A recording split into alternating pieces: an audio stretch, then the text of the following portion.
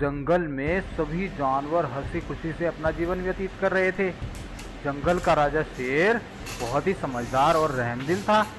सबका जीवन बड़े ही मज़े में कट रहा था। वहीं एक टीले पर एक बड़ा ड्रैगन रहता था। वह बहुत ही ताकतवर था और उसके मुंह से आग भी निकलती थी।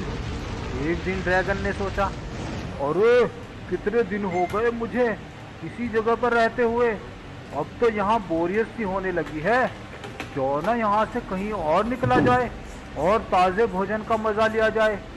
ऐसा बोलकर वह ड्रैगन वहाँ से उड़ता है और आकाश में बहुत ऊंचाई पर उड़ने लगता है।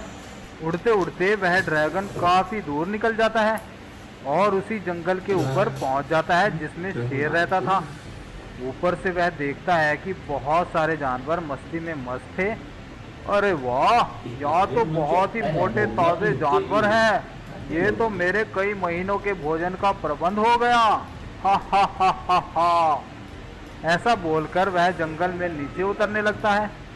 इतने में एक हिरन की नज़र उस ड्रैगन पर पड़ जाती है और वह हिरन जोर जोर से चिल्लाती हुई वहाँ से भागने लगती है। भागो भागो, ड्रैगन आया, भागो, सब अपनी जान बचाओ। सभी जानवर वहां से भागने लगते हैं। इतने में ही बकरी का एक बच्चा पीछे छूट जाता है और वह ड्रैगन उस बच्चे को उठाकर वहां से चला जाता है। सभी जानवर इस बात से बहुत दुखी होते हैं और सभी महाराज शेर के पास जाते हैं और बोलते हैं, महाराज महाराज, जंगल में एक ड्रैगन घुस आया है और वह मेरे बच्चे को उठाकर ले गया है। प्लीज कुछ करो महाराज।